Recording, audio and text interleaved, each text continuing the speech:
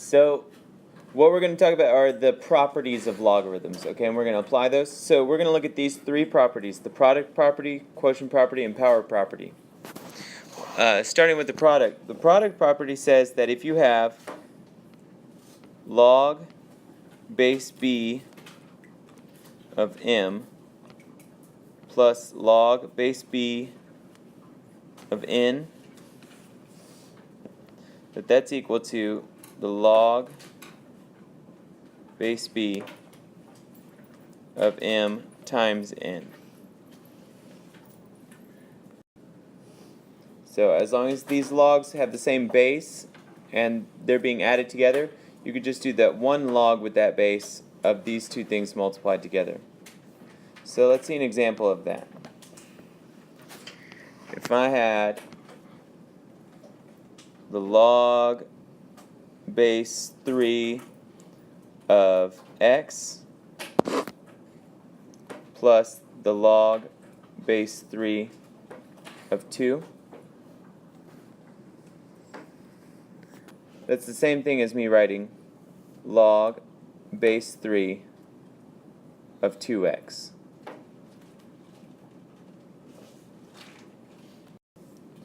Okay, the quotient property, it says that the log base b of m minus the log with the base b of n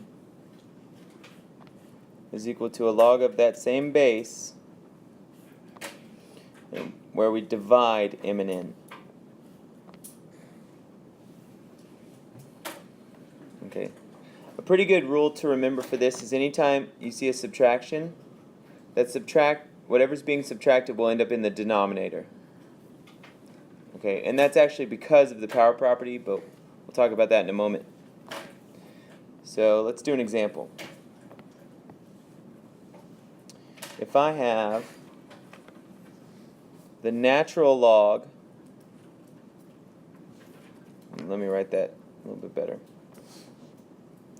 The natural log of x minus 1 minus the natural log of x. Since these both have the same base, and what's the base of a natural log? 10. E. Oh. Yeah. Natural log is base e, common log is base 10. So this is the same thing as the natural log of x minus 1 divided by x.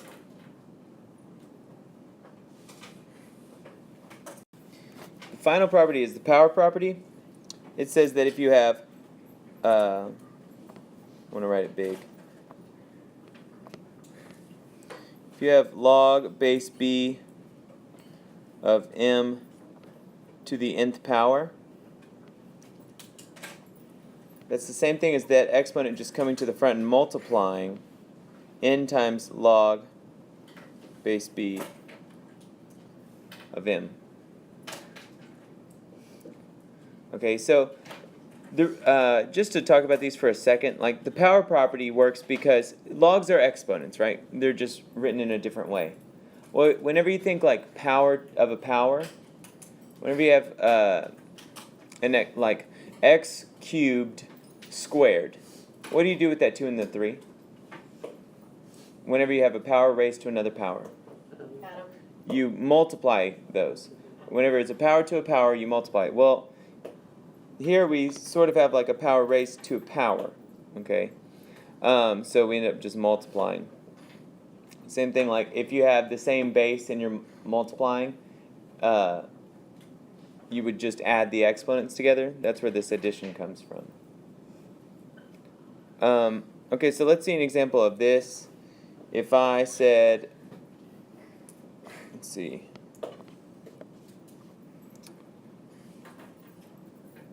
I want it to be this consistent. 3 log base 7 of 2. Well, that's the same thing as log base 7 of 2 cubed, which is log base 7 of 8.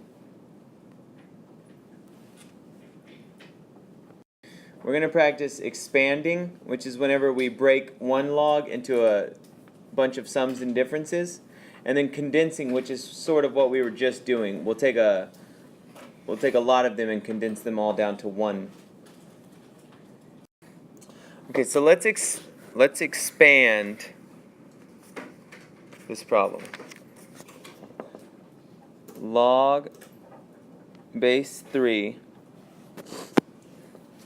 of 4y over x to the 5th z. So before I even start, I can count the number of terms that I have. I have a constant, this 4, and 3 variables. So that's 4 different terms. So in the end, I know that I'm going to write log base 3 4 times with either sums or differences between them. Okay? So my first term is this 4. The 4 isn't being raised to any powers or anything. So I'm just going to write, okay, that's log base 3 of 4. And that 4 is being multiplied with this y. So what's going to go in between these two things if it's being multiplied?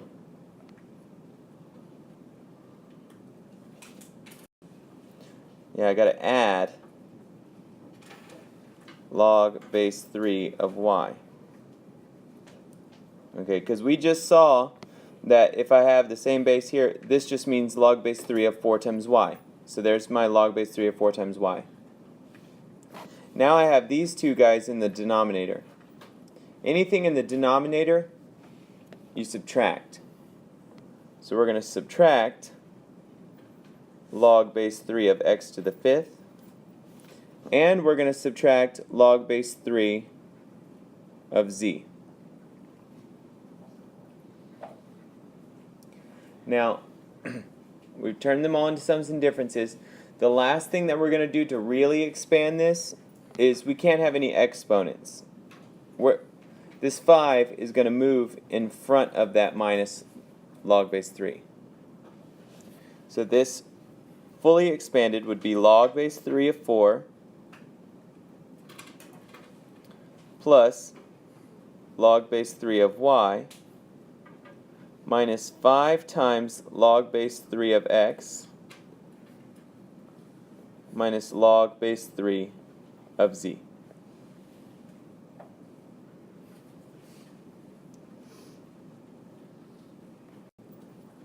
Now condensing is whenever we take a lot of these and we put them all together. So if I had log base 2 of 2 plus 3 log base 2 of 3 minus log base 2 of 9. Now, notice I can't join these things together unless they all have the same log base. So log base 2, log base 2, log base 2. We're good. Now that we're working the other way around, the first thing that we need to do is take care of the exponents. So which of these terms is going to have an exponent? Yeah, this 3 is going to make this 3 cubed. Okay, so this very first thing I do, I just move it. So if I want to rewrite that, that'd be log base 2 of 2 plus log base 2 of 27 minus log base 2 of 9.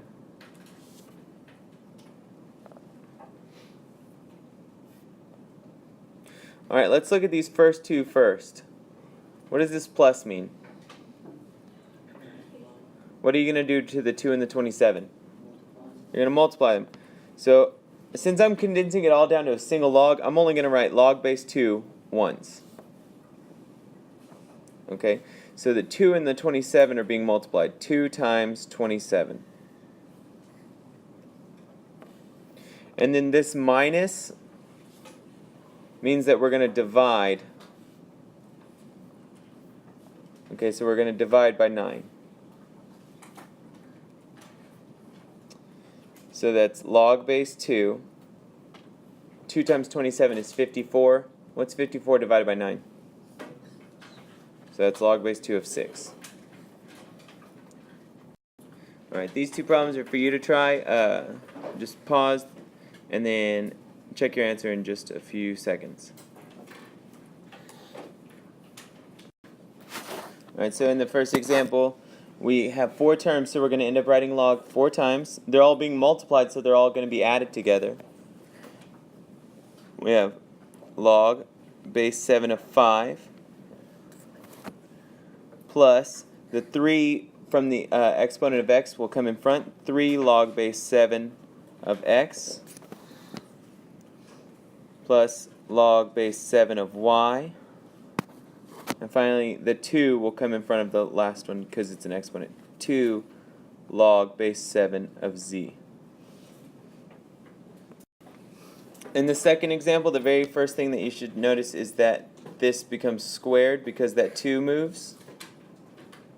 So we have the natural log. Since I'm condensing it, it's just going to all come down to one natural log. They're all being added, so I know that they're all going to be multiplied. So 40 times 1/2 squared is a 4th times x. So that's just the natural log of 10x.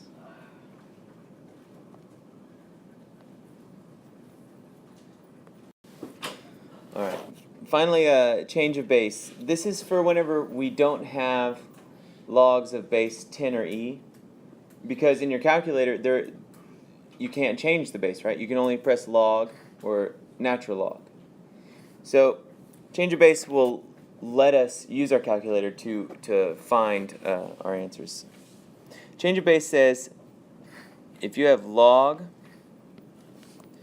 base c of a, that can be rewritten as log with this new base b of a divided by log of with that same base b of c.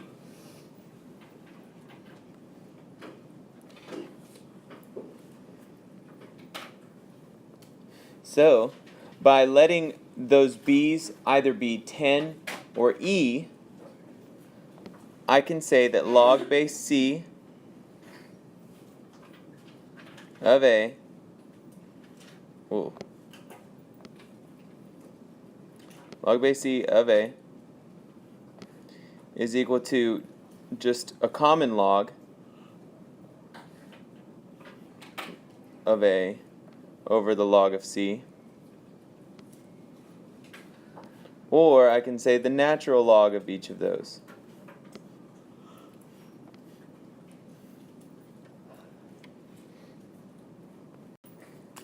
Alright, let's see what that actually looks like. First of all, log base 2 of 8 we should be able to evaluate, like without a calculator or anything. Log base 2 of 8, what does this equal? 3. Because 2 to the 3rd power equals 8, right? So in the back of my mind, I'm thinking, okay, I know that that equals 3. Well, the change of base formula tells me that I can just rewrite this as the log of 8 over the log of 2. So what did I change their bases to? What's the base here? The base is 10, because this is now a common log. If you don't see a base and it says log, then the base is 10. I could rewrite it like that, or I could rewrite it as the natural log of 8 over the natural log of 2. Okay, what's the base in this case? E. And as long as these bases are the same, we can evaluate it like this. So type this into your calculator, either the log of 8 over log of 2 or the natural log of 8 over natural log of 2. You should get 3, right? The number that we were able to do without a calculator a moment ago. But what if that exponent isn't like a nice one, right? That's whenever we need change of base. So let's look at that. See here, log base 5 of 8, I don't know 5 to what power equals 8? I don't know. I know it's between 1 and 2, because 5 squared is 25, 5 to the first is 5. But if I want to figure out 5 to what power equals 8, I have to rewrite this as the log of 8 divided by the log of 5. Whatever answer I get, that'll be the power of 5, or 5 to whatever that number is, will equal 8. So this comes out to 1.292. That means 5 to the 1.292 should equal 8. How do I do log base 12 of 30? It's just the log of 30 over the log of 12.